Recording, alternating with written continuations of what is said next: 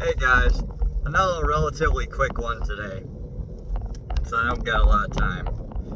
Now, the Democrats have no plan whatsoever on how to deal with Trump. They had a few options before the election, tried to ruin his reputation. Whether or not he ended up in jail, they didn't really care.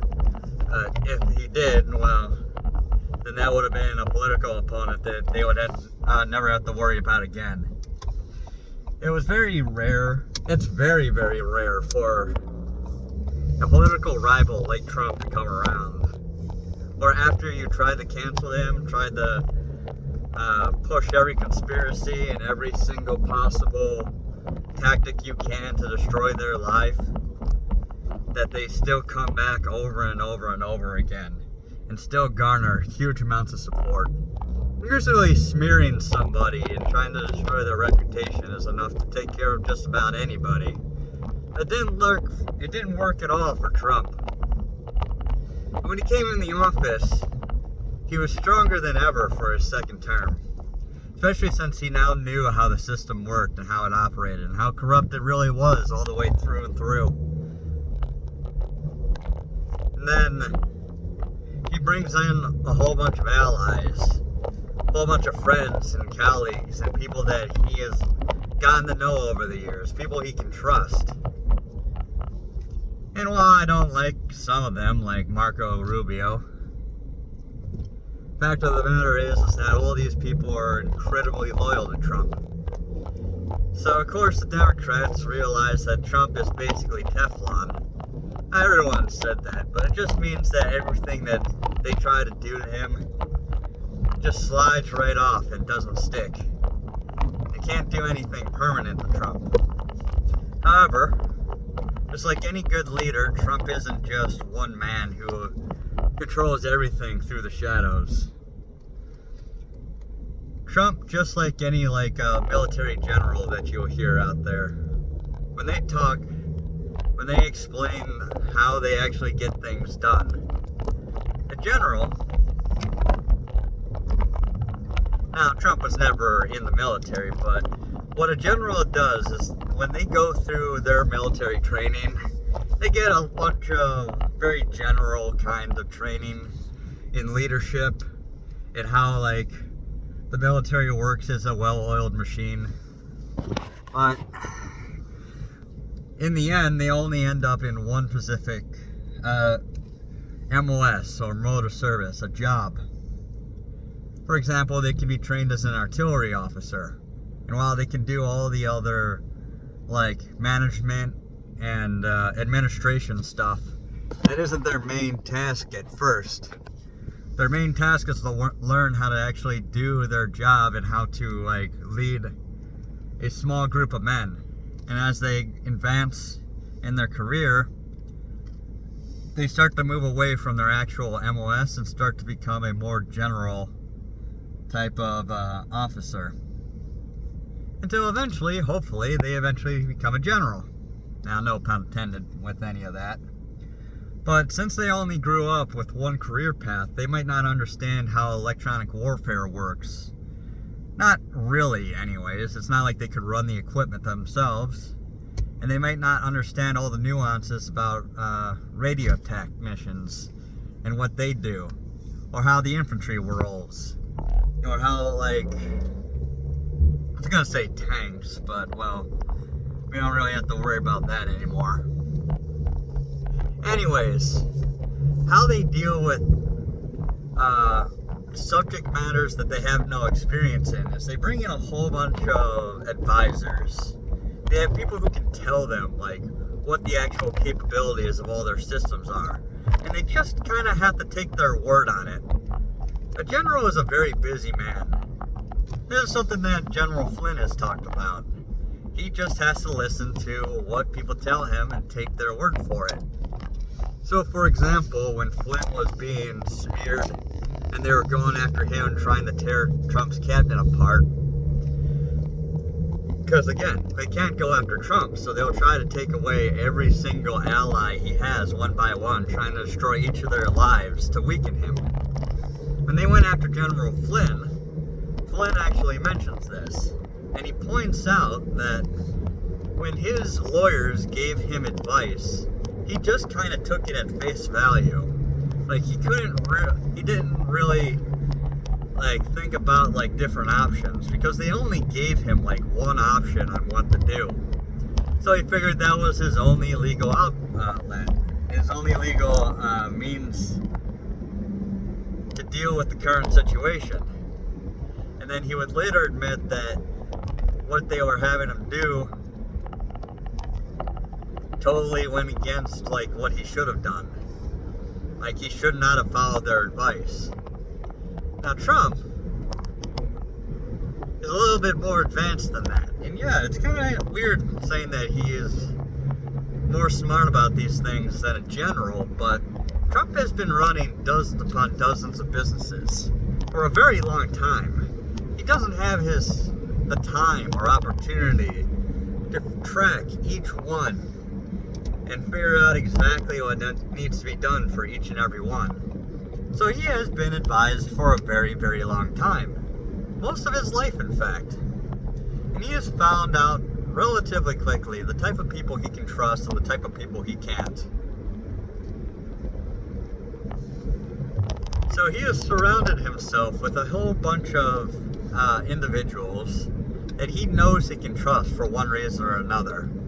During his first term, he didn't understand all the nuances about DC. So he basically just took the word on who would be a good cabinet pick from those around him. And he was also trying to make sure that the cabinet picks were actually, allowed to become members of the cabinet, because, they're voted on by the Senate. So he picked people that, well, he didn't necessarily like or trust. He believed that they wouldn't do anything too crazy out of his control. And that he would be treated relatively well, that they would have some kind of loyalty because of the power he gave them. And that they would easily get through. Wow, none of these people know how to drive. That he would easily be able to get them through the appointment process. And that it would satisfy the Democrats. And the Democrats would back off just a little bit. Well, that didn't happen. Now, a lot of the people he picked for his cabinet decided to throw him under the bus for a little minuscule amount of power, including John Bolton, who had this delusions of being able to become president of the United States. Now, that didn't work out for him. He talked about joining in the 2024 election. He was basically laughed out of the room. But now he's got guys like Marco Rubio, which was a huge opponent to him for quite a while. Little Marco, Trump called him. So why would he trust somebody like that? Because unlike a lot of the other picks that he had in his first term, Marco is very pragmatic. He knows that if he tried anything against Trump, it would literally just destroy his life and his career. And he knows the kind of crap that Trump has been through. He's seen it firsthand, and he knows all the games being played. So it makes him a relatively trustworthy ally, even though he's not really MAGA. I mean, he's a bit of a rhino, but he always kind of goes where the wind flows. Now, while that makes him not a very good successor to Trump, it makes him, well, he's good enough to do the job that he's been entrusted to do. And then you got other guys like Dan Bongino and Chase Patel, who are absolutely trustworthy. And then you have people who have been burned by the system, that have been shown how bad their party really was, like Tulsi Gabbard and RFK Jr. People who have seen how corrupt the system is and how hard it goes after people that don't toe the party line, who don't go along with either the Democrat Party or the Uniparty. Because if either of them at least chose to become Republicans. That would be one thing. But no, they have gone true independent. And independent-minded people, but people of an independent party, are the type of people that really scare the establishment. Because those third parties, they never go anywhere. They never do anything. They never gain any real power. They might get a seat here or there on the Senate. Maybe. But it's unlikely for them to, keep that position for long. And even if they do, it's usually because they have to align themselves with one party or another. You might have somebody leave the Republican Party or the Democrat Party and become an independent on in the House. But that just means they'll inevitably lose their next election. Because the Democrats and the Republicans are well-oiled machines, after all. Yeah, they may have bureaucracy up the woozah and absolutely, completely and utterly corrupt. But they're a well-oiled, corrupt machine regardless. And they're able to use their money and influence to make sure that their candidate wins against any number of independent candidates. Even if an independent candidate was especially respected by his voters. Generally, those voters have picked that candidate based on the party that they had decided to choose. But even then, even if a bunch of people get past that and truly respect this candidate, respect is not enough. You need to have the influence and the cash in order to make a good argument whether or not you should stick around. And just no candidate's able to do it. But with somebody like Tulsi Gabbard or RFK, who have joined the ranks of, well, they're not third party, they didn't join a party outside the Democrats or the Republicans, but they have chosen no allegiance to either party. Now those are a true threat to the establishment. Because they don't have to work for funding. They don't have to work within the system. They don't need to seek the approval. Not really. A little bit, but not really from the major parties. And then once they're in a position of power, they're able to really screw with the system that benefits the uniparty, or the establishment, or whatever you want to call it.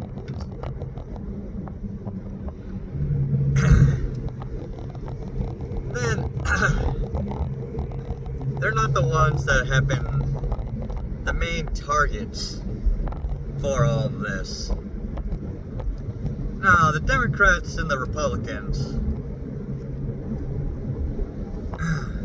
if they want to get rid of somebody, and I mean rid of them politically, they go after somebody with scandals, somebody who the public might think is a little bit of a loose cannon, or a little bit controversial, like Pete Hegseth, for example. Now, Pete Hegseth is somebody else that I don't really like that much. I mean, I do. I just wish you would let us actually grow beards. That's my main problem with them. But he's been doing a relatively good job. But he's got tattoos. He doesn't look the part. He looks a little bit like rough around the edges. So to start tearing Trump's cabinet apart, they need to start removing one person at a time and start replacing them with people more willing to toe the party line. Let's just say. Well, they've been trying, and they haven't found a single stooge or a single scapegoat or a single person that they can drag away from Trump and his cabinet. And that's what really really annoys them. That's why they're failing. Because you can see every underhanded trick in the book that they try to play. And it's not getting any better for the Democrats. As their party totally tears itself apart and fractures at the seams, well, it's just gotten worse and worse and worse for them. As more and more people leave the little bubble that they made for their some of their biggest supporters. Now, while guys like Bill Maher and Stephen A. Smith will still vote for Democrats every single time, they're now talking out against a lot of Democrats in their decision-making skills. And that's something that really hurts the Democrats. They need all the support that they can get, and fracturing along ideological lines inside the party is not very good for them. But that's a talk for another time. So that's it for now, guys. Bye.